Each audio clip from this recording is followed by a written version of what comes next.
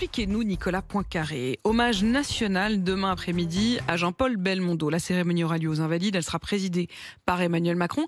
Expliquez-nous ce que c'est précisément qu'un hommage national. Est-ce que, par exemple, l'hommage qui avait été rendu à Johnny Hallyday, c'est un hommage national? Non.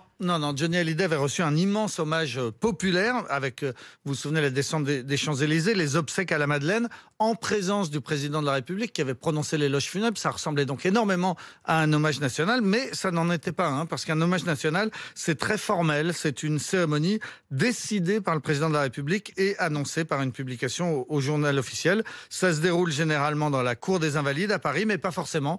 L'hommage à Samuel Paty, le prof d'histoire décapité, avait eu lieu à la Sorbonne et d'autres cérémonies ont été organisées au Panthéon. Récemment, qui a eu le droit donc à cet honneur ? Alors principalement des militaires, par exemple récemment les 13 soldats morts au Mali en décembre 2019, les 2 commandos de marine qui étaient morts en héros en libérant des otages au Burkina Faso, ou bien encore le colonel de gendarmerie Arnaud Beltrame. Des hommes et des femmes politiques aussi ont reçu cet honneur. Simone Veil, Michel Rocard, Charles Pasqua par exemple, malgré ses condamnations pénales, mais sans doute parce qu'il avait été résistant à 15 ans.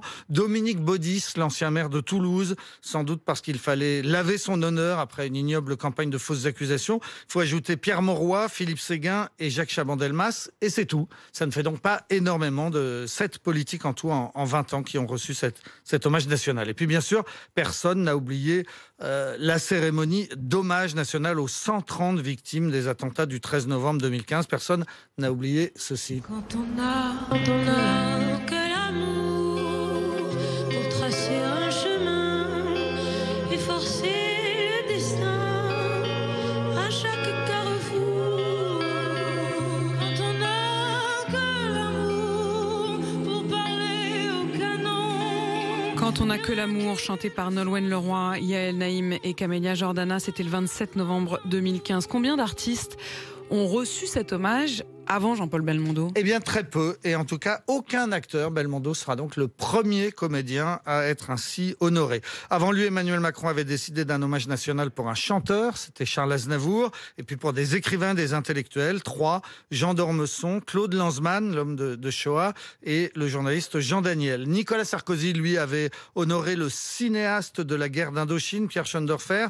Jacques Chirac avait rendu hommage au commandant Cousteau et à l'abbé Pierre. Si on remonte plus loin, et si on parle aussi des obsèques nationales, c'est presque la même chose, il n'y a eu pratiquement que des militaires et des politiques. Très peu d'artistes, donc, et encore moins de femmes. Seulement 2 femmes au XXe siècle, Joséphine Baker en 1975 et l'écrivaine Colette en 1954. Colette et Joséphine Baker, c'est une parenthèse qui avait d'ailleurs été amante, ce qui naturellement n'a pas été rappelé lors de leurs éloges funèbres. Mais vous êtes là pour le rappeler.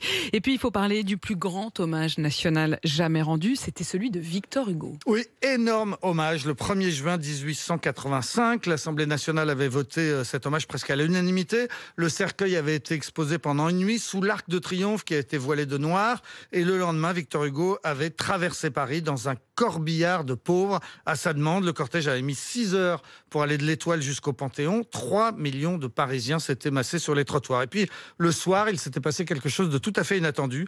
Les prostituées parisiennes avaient décidé d'offrir leurs services gratuitement. Et oui, en l'honneur de Victor Hugo et surtout de Fantine, puisque vous savez, la mère de Cosette dans Les Misérables, eh bien, c'était la prostituée la plus célèbre de la littérature. Donc, eh bien, des passes à l'œil. Ce grand hommage national s'était terminé donc dans les ébats et la débauche.